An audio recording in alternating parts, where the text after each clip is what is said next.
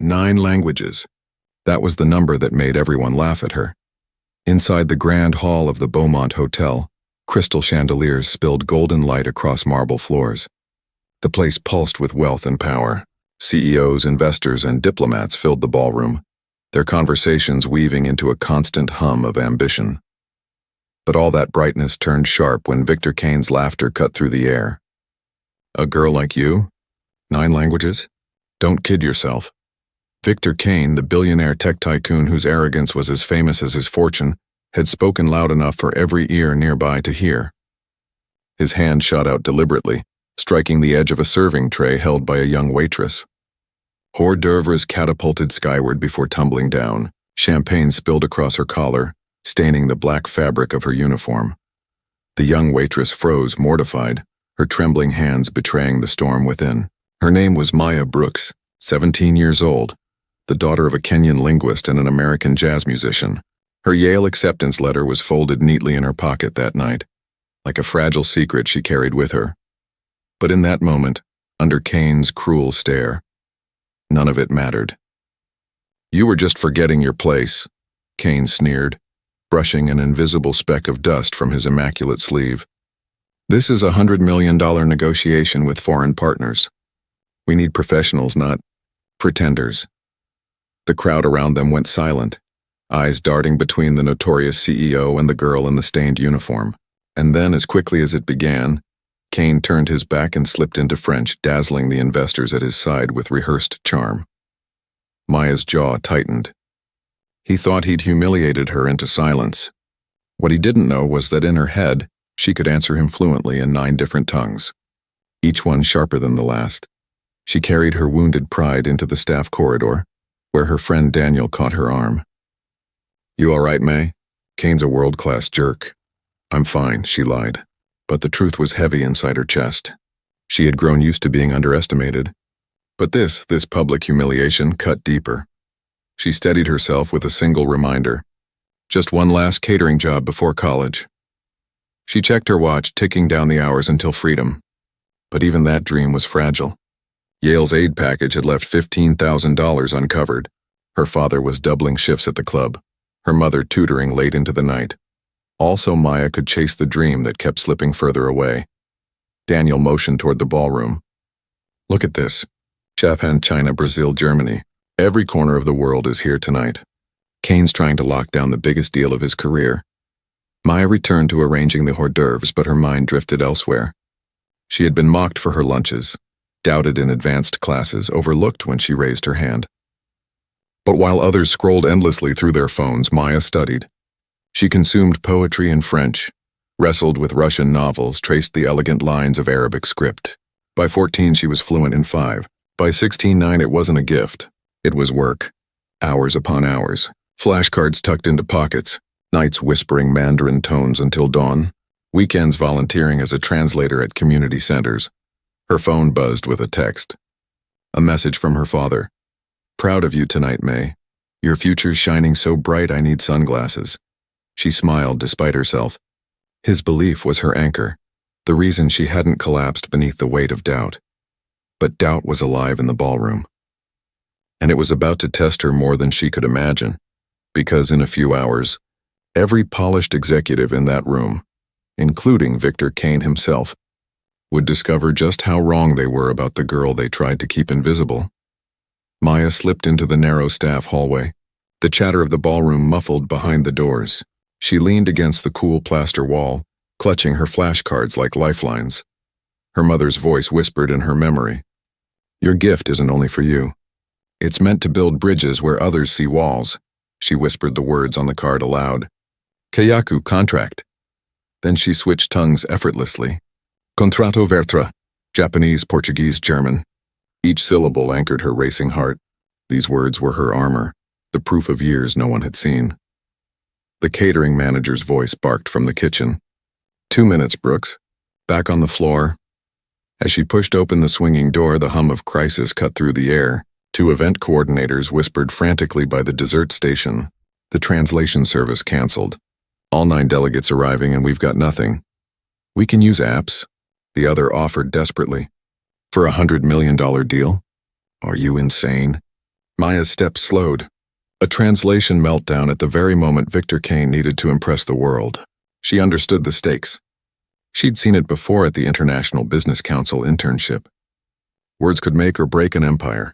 Near the stage, Kane laughed too loudly, speaking textbook German to an investor. His grammar was flawless. His tone a disaster. She saw the flicker of unease in the businessman's eyes. He smiled politely, but his posture betrayed offense. Too familiar.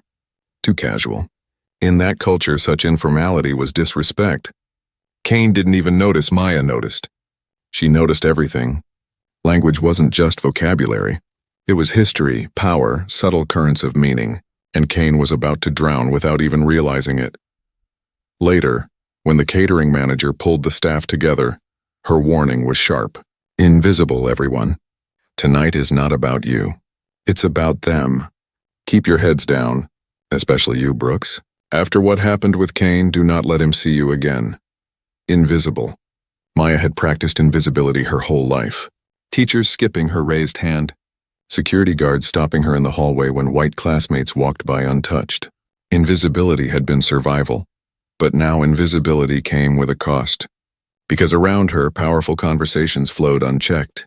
The Japanese delegates murmured about licensing rights. The Arabic team debated export restrictions. The Brazilians argued over market penetration timelines. Tyler, another server, leaned toward her. Weird, right? All this gibberish. Maya forced a small smile. Just background noise, but it wasn't noise. It was music. A full orchestra only she could hear, each melody revealing cracks in Kane's empire. She knew what they didn't. The deal wasn't slipping, it was crumbling. And the answers to save it were trapped in her mouth, forbidden to be spoken. The ballroom shifted as the evening deepened. Tables cleared, screens prepared, executives gathering for Kane's grand showcase. And then, like a thunderclap, the assistant whispered something in his ear that sent his face hard. The translators weren't coming. 9 nations sat waiting, restless. A billion-dollar empire hung by a thread. Kane's voice cut like steel. Find me a solution in 30 minutes. Or find new jobs. Maya carried her tray, her pulse loud in her ears. She could solve it with a single sentence. But speaking meant risk. Her job, her future, everything. She slipped into the corridor again, trembling. Through the kitchen window, she watched Kane pacing, barking orders, desperation bleeding through his arrogance. The man who had humiliated her now stood cornered by the one thing he couldn't buy, and Maya Brooks had it. Maya's break timer buzzed faintly in her pocket, but she didn't move. 10 minutes to decide. 10 minutes that could shape her entire future. Her phone lit up with a new message. Yale's financial aid office. Deadline for supplemental scholarship forms is Monday. Without additional aid, your acceptance will be released to waitlisted students. Her chest tightened. Without more money, Yale would vanish. The dream she and her parents had carried for years would slip away, just like that. Another buzz followed. A picture from her father at the jazz club, saxophone in hand, playing an extra set tonight. Tuition fund. Then her mother's text. Never hide your light just because others find it blinding. Maya stared at the screen. Real life wasn't an inspirational quote. Real life meant bills, jobs, and the cold reality that stepping out of line could cost everything. But from beyond the door came a storm of voices. Kane arguing with his team. Delegates murmuring in their native tongues, their frustration building. Phones came out. Assistants called for cars. The deal was dissolving in real time. Daniel appeared beside her, his face pale. They're leaving, May. The Japanese are already heading for the door. If they go, the rest will follow. Her fingers dug into the tray she carried. If I speak, I get fired. If you don't, Daniel said quietly, this deal dies. And 100 jobs with it. My cousin's on the list. The words sank into her.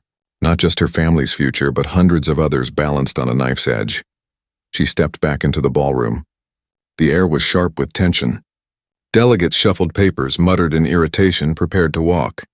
Kane's voice rose above it all, brittle with fear. We'll proceed in English only. Everyone speaks English. The response came in a chorus of objections, each one in a different language. Maya froze, her heart pounding. Best case, she saved the night and became a miracle. Worst case, humiliation, rejection, blacklisting from every catering job in the city. Her mother's words returned like a lifeline. Sometimes you risk being seen to avoid disappearing completely. As the Japanese delegation reached the doors, Maya took a step forward. Then another. Her voice rose, clear and steady, cutting through the room. "Hishimoto-san," she called in flawless Japanese. "Please wait. The misunderstanding about the licensing structure can be explained." The delegates stopped mid-step. Dozens of eyes swung toward her. The young server in the stained uniform, suddenly speaking perfect Japanese business language. The room went silent. Maya didn't falter. She explained calmly, showing that the documents had mistranslated key technical terms. She detailed how the customization rights the Japanese team needed were fully supported. Gasps rippled. Executives leaned forward. Kane turned, frozen, disbelief flooding his face, and in that moment, for the first time all night, Maya Brooks was no longer invisible. The Japanese delegation leader stepped closer, studying her face with surprise and caution. "You understand our concerns?" he asked, his Japanese formal and precise. "Completely," Maya replied, still in their language. She explained that the mistranslation had turned flexible licensing into rigid restrictions. The customization they needed was possible. A ripple of astonishment passed through the room. Victor Kane's smile stiffened, his confidence cracking. "Miss," his voice carried both disbelief and calculation. "Maya Brooks," she answered evenly, switching into English. "I'm a student, not with your company, but I understand what's being lost in translation here." Turning back, she spoke again in Japanese, relaying Kane's reassurances. The executives exchanged looks of cautious relief. Without pausing, she pivoted to Mandarin, addressing the Chinese delegation. She laid out the same clarification, their eyes widening as her tones rolled with perfect accuracy. Then she shifted into German, smoothing another confusion. One by one, she drew the nations back from the brink of walking out. The room erupted with whispers. Not about Kane, about her. Sandra, the catering manager, appeared at her elbow, her voice sharp as a knife. "What do you think you're doing?" Before Maya could answer, the Japanese leader cut in, his gaze steady. "We would like her to continue." The request silenced everything. Executives nodded, murmurs rose, and for the first time Victor Kane faltered. He forced a tight smile, masking the storm behind his eyes. "Well then, perhaps our young assistant can help temporarily, until the professionals arrive." His tone was dismissive, but it fooled no one. Maya lifted her chin, refusing to shrink. "I'd be happy to help." The Saudi delegate leaned forward, testing her with rapid Arabic. She answered without hesitation, weaving complex technical vocabulary into her response. His skeptical frown melted into respect. He pushed further, shifting into dialect. She adapted instantly, meeting him note for note. Delegates began turning toward her, not Kane. They asked questions in Portuguese, in French, in Russian. She answered them all, her voice calm, her translations exact. The air changed. What had been tense and fractured now hummed with possibility. The deal was alive again, but it wasn't Kane keeping it afloat. It was Maya, and Kane knew it. His jaw tightened as he gestured her toward the front. "Then by all means, Miss Brooks. Let's see what you can really do." She walked forward, setting down her tray. For the first time in her life, she was stepping into the center of the room, not to serve, but to lead.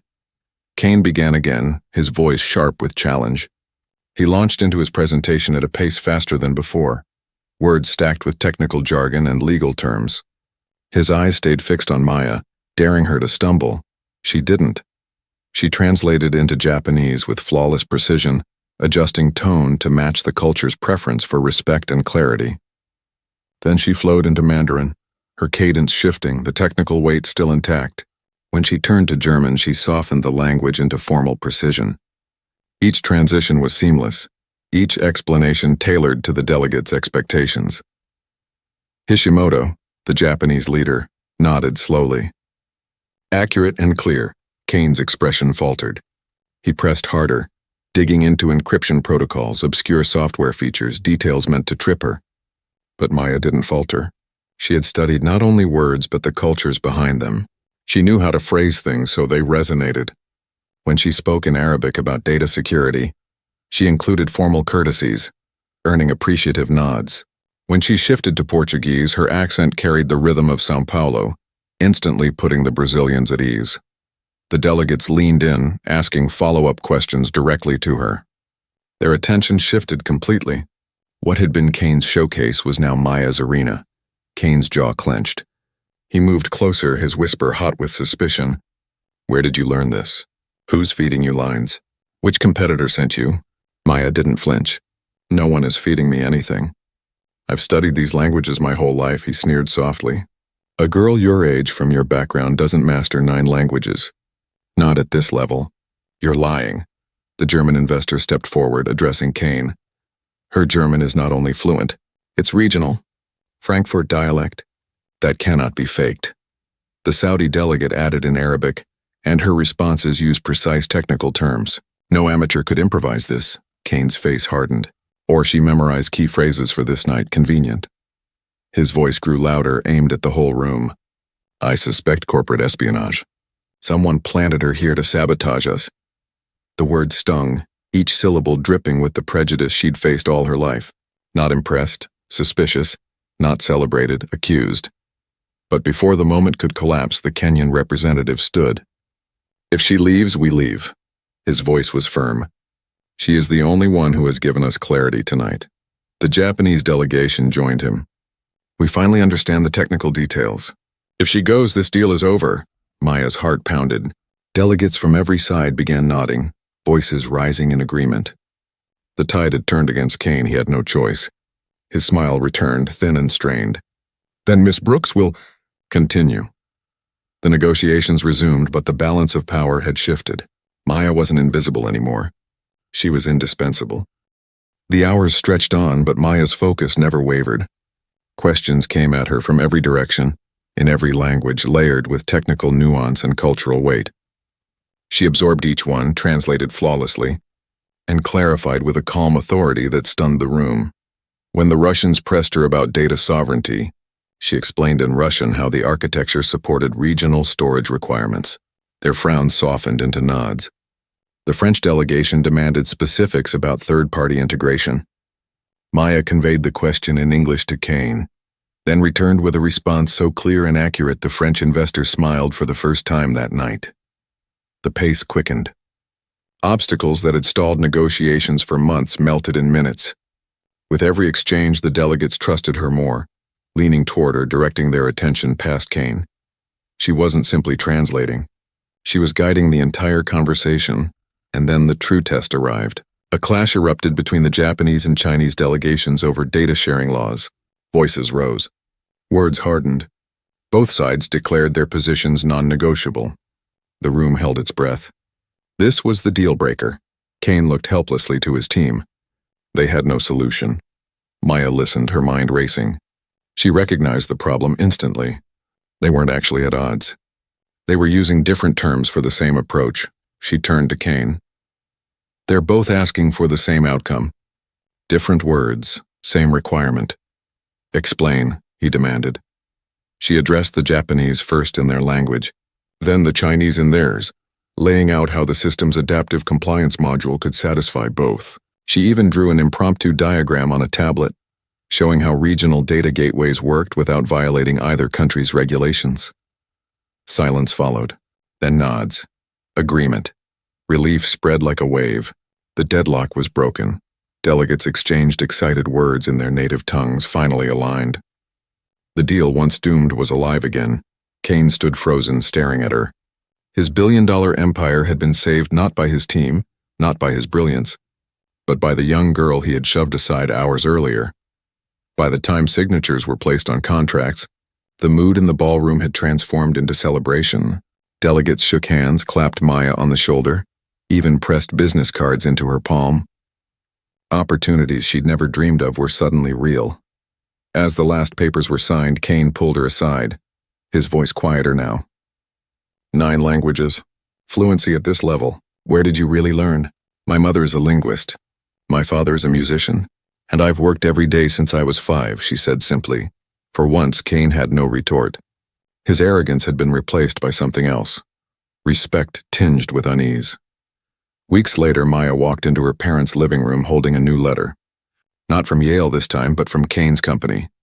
A full scholarship, a guaranteed position in their international division, and a stipend that erased every financial worry. Her parents cried. Her father played his saxophone late into the night, the notes dancing with pride. 6 months after that, Maya sat at a conference table not as a server, but as an international liaison. Her badge carried her name. Her voice carried the weight of nations. Kane, now her employer, introduced her to executives with genuine respect, though the memory of his first mistake lingered unspoken between them. And when a young server entered the room with coffee, Maya looked up, smiled, and thanked him by name. She knew better than anyone how it felt to be unseen. The girl once told to carry trays had carried an empire instead, not because she was given permission, but because she dared to be heard. Her story left a question echoing in every heart that night. How many others are out there, overlooked, waiting to be seen? And how much of the world is being lost because no one bothered to listen?